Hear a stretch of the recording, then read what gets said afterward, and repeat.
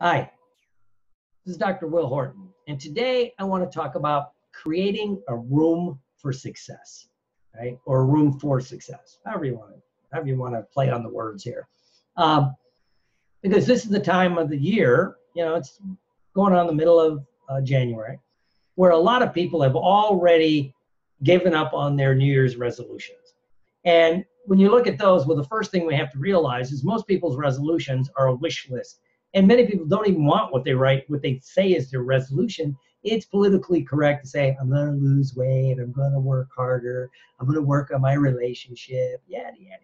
You don't want it. You just say it because it sounds good, right? So what I want to talk about is what is it you really want? It's also a great time of year to really think about what do you want? In fact, every day is a great time to think about who am I, where am I going, and what do I want?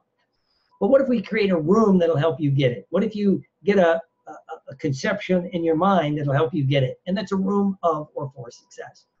Well, one of the walls has to be, what is your goal? What is your goal? What do you want? It has to be specific and clear and focused. Specific, clear, and focused, right? And with that, so if it's not just make more money, specifically how much, in what time frames, if it's lose weight, not just lose weight, how much weight, where, what, and how will this affect my body? Because when you look at a goal to increase my relationship or improve my relationship, how, in what way? Is it intimacy? Is it connection? Is it what passion? Whatever it is. So you need a clear, focused goal. And this is all supported by the foundation of this room is, why do you want this goal? What is your why? Right? If you have a strong enough why, as our dear friend Tony Robbins says, you'll figure out the how, or the how will just work itself out. You'll let go of figuring out how. You're focused on the why. Why do I want this goal? So let's say I always got a class going on now about, fat loss for you. And I never allow someone to say health. I want to lose weight for my health. Bullshit, right? What is your real driver? Health may be part of it, but no, what is it? You want to look better. You want to be sexy at 60, fit at 50. What lights your heart up? And everybody's different, right? And we'll default to some politically correct stuff, but what's really driving it? If it's to make more money, why? What would it do for you? Okay? It's, just money in the bank. What does that do for you? Is it security? Is it giving your family better stuff? Is it driving different cars? Is it going on trip? What is it what is the why? Right? And if that's strong enough, you'll focus on the goal itself. And again, it has to be sensory specific. What will you see, hear, or feel? Both on the goal and on the why. The next wall has to be, you have to get the best tools available. Whether it's classes, seminars, books, recordings, and of course, with that would be coaches or mentors. Because when you talk to highly successful people, most of them have a coach or a mentor, either in a formal situation where they have a coach that they hire, or they have a mentor that works with them to get that. And what the mentor gives you, even taking seminars, going to conference, all that's wonderful. And I encourage it. And of course, with the internet like this, you have recordings, you have classes, it's wonderful. But what a mentor or coach can give you is an outside eye, right? The other night, I'm directing a musical, and we're choreographing this musical number, and the girl that was choreographing that number is in the show, and she goes, Doc, I need you to watch this, because I have it in my mind and I think it works, but how does it look from the audience? Right? So we did it. I'm like, okay, looks good, but let's do this, this, and this, and just minor tweaks changed how it looked. She goes, okay. And she made the comment, which is kind of insightful, which was, you can't see it when you're in it. She had the conception in her head, but she couldn't see it when she's in it. And that's, excuse me, that's what a coach, a mentor, something like that will give you, is that outside thing. The next wall has to be removing the conflicts. Right? If you have a strong enough why, you get a good goal, and let's say one of the things a coach or a mentor can do is help you notice and begin to resolve those conflicts. Sometimes it's a conscious, subconscious conflict. I want to make more money, but what if deep down inside, I've been trained my whole life to think, rich people can't be spiritual, or whatever it is, don't trust rich people, or what, it could be anything. It doesn't matter. But if there's a conflict, maybe you grew up in a family that says, all the women in her family get fat at 40, or once you get to be our age, it's okay to have the big old beer gut. I worked hard for this. If that's an unconscious subconscious belief, and now you're that age and you've got six-pack abs, there's a conflict. And one of the conflicts, very basically, is if I get this goal, how will this impact the people I hang out with? It's like the crabs in a bucket. As one crab crawls out, the other crabs will pull it back down.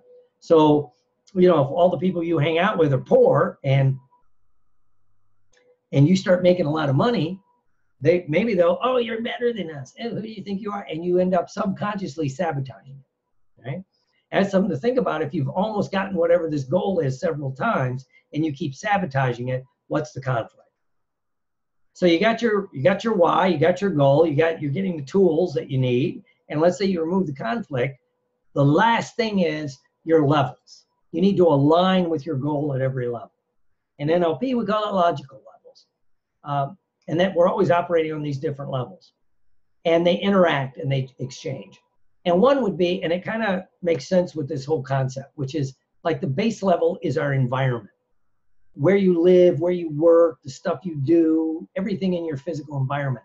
Does it support you getting the goal? Do the people in your environment support you getting the goal? Sometimes you have to change your environment, right? Because again, you start changing, it threatens the people in that environment. In the 12-step world, they say you have to change your playmates and your playpens. You want to get clean and sober, you can't hang around the bars and the dope houses. It doesn't work, right? And again, if you do that, then you're leaving that behind. So now there's a void. So what in your environment? And we like to think everyone's going to support us and nurture us and help us, but that's not reality. So what in your environment do you have to change? If you want to get in great shape and, you have 5 gallons of Haagen-Dazs in the freezer and a whole bunch of, M&Ms and chocolate candy around, probably going to have to get rid of that. If you're hanging out with people, their idea of exercise going back for, an extra slice of pizza, it's probably not going to work.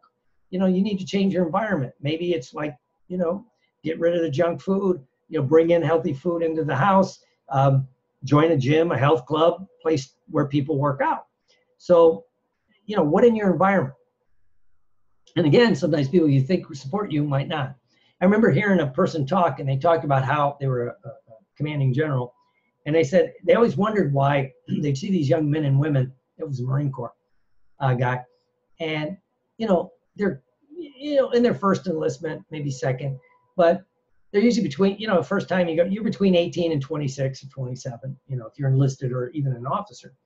And he goes, they come in, they're squared away Marines, as he said. They are boom. And then, they finish their enlistment. Their tour's over. And they get out, and you run into them a few years later, and it's hard to believe they were this squared away Marine or so. And I seen it in other branches of service. Talked to my daughter about this, that they were a squared away soldier, sailor, airman, or Marine. And he goes, he made the comment. He goes, gosh, I hope it's not that people are lazy and that they need that constant push from the outside. Because in the military, there's a structure. You're a corporal, you have a sergeant. Your sergeant has a master sergeant and an officer, and they're off, and there's always this push forward. And I'd like to think that it's the peer group, that certain level, certain things are expected. It becomes the standard. And in your environment, what's your standard? If the standard is work 8 hours, go drink beer for 3 or 4 hours and go home, and you fall into that standard, I don't think you're going to be in great shape. So what we want to do is, and in that case, it's the people that can internalize that and make a standard a must, whatever it happens to be. And And some people have it. Some people need the outside. Again, going back to our wall, maybe that's where the mentor or the coach is. Somebody to be accountable for. I know when I'm working on a book, I always get someone I start talking to who says, you know, I have to have the book done by this or story done by this day. And I'm going to give you like chapters or outlines or something. Because if I'm not held accountable, I know me, right? Now in other areas of my life, I don't need somebody to push me to go work out, to go exercise, to eat better. That I can do, but in certain areas, I still need that. So what in my environment, right? They also say, I heard business guys talk about, if I know the 5 people you hang out with the most, especially in work, and I know their incomes, and in that average is your income, okay? And I'm like, that's true. And I know other people have checked it. They go, yep, it seems pretty true across the board, you know. And what if, and it's true, and we take it one level further. If you're hanging around people that are in shape, chances are you're in shape. Why do you think bodybuilders hang out with bodybuilders, right? Working actors hang out with working actors. It becomes the standard, right? And part of that shared thing, it's they understand you have rehearsal. They understand you got to go work out. They understand you're not going to go eat spaghetti and pizza and have beer tonight because you're prepping for a role or a contest.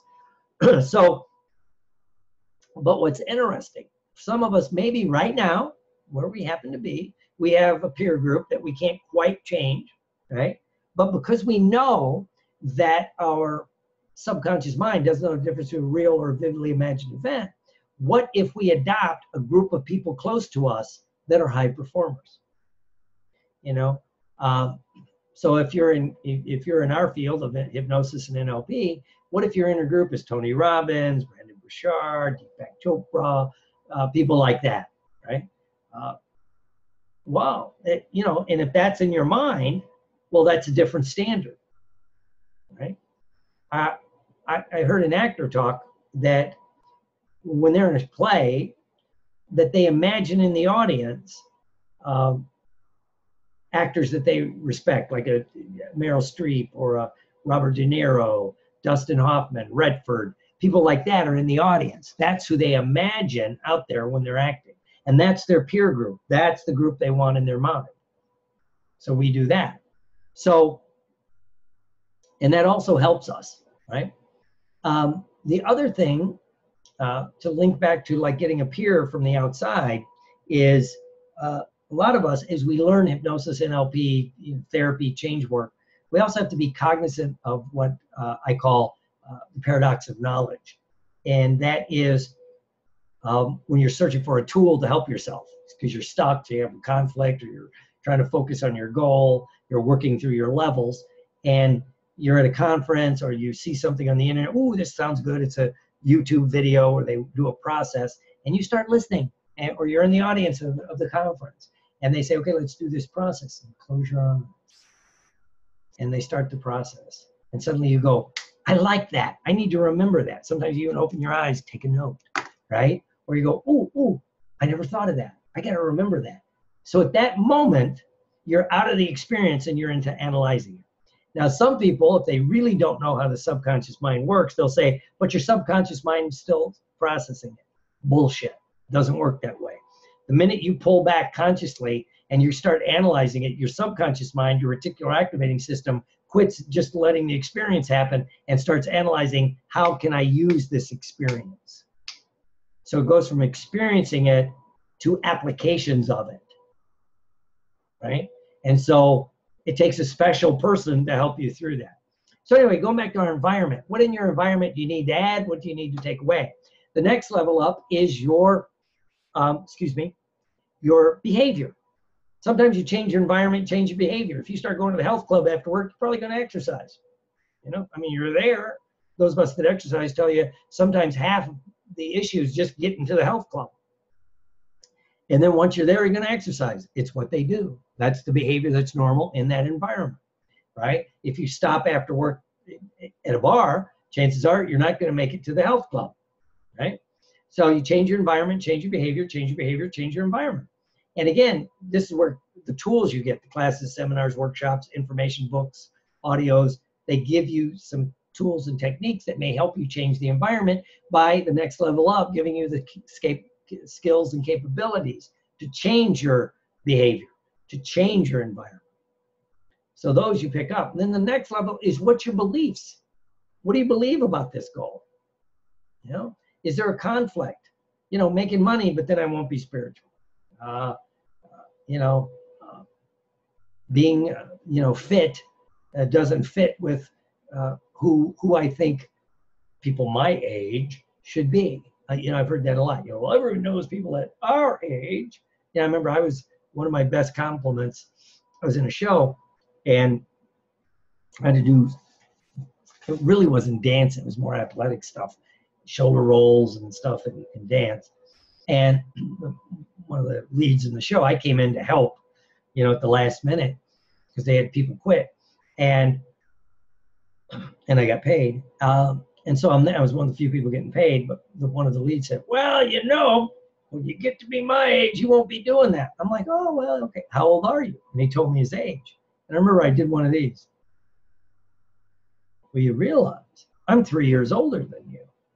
And he went, no. I'm like, yeah, I'm pretty sure I'm 3 years older than you, you know? And he goes, well, and I beat. This is where his belief came out.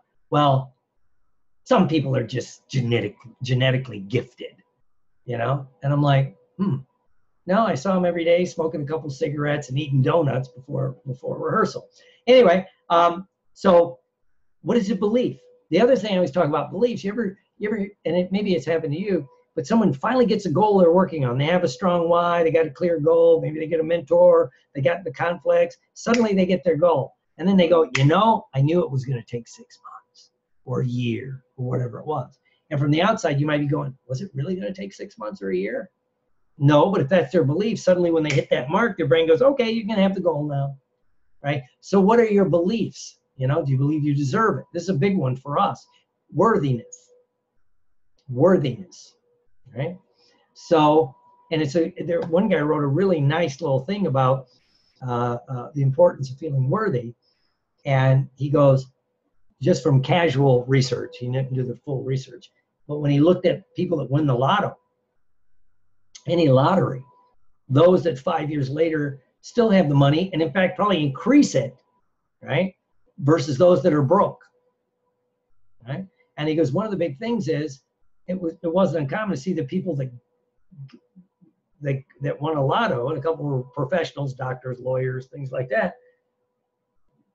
You know, they felt worthy of that money, as opposed to there's almost that guilt for other people.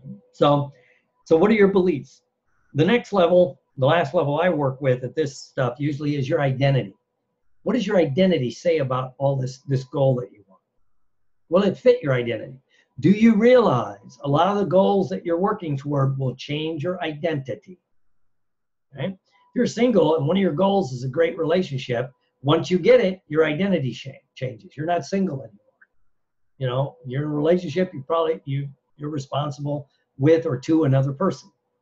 So that's going to change. You have a kid, that changes your identity. You know, when you become a millionaire, will that change your identity? Yes. And again, it goes back to worthiness. It goes back to everything. And maybe this is the quote about you need to be before you can achieve, right? You know, I was talking to someone who was a working actor, and he said what was interesting, he got his first break and he started working, you know, and suddenly, you know, people are calling him, you know, his agent's getting calls about, oh, you know, this role, that role. And he goes, but when I did that role, something changed in me. He goes, I knew at that moment I could be a working actor.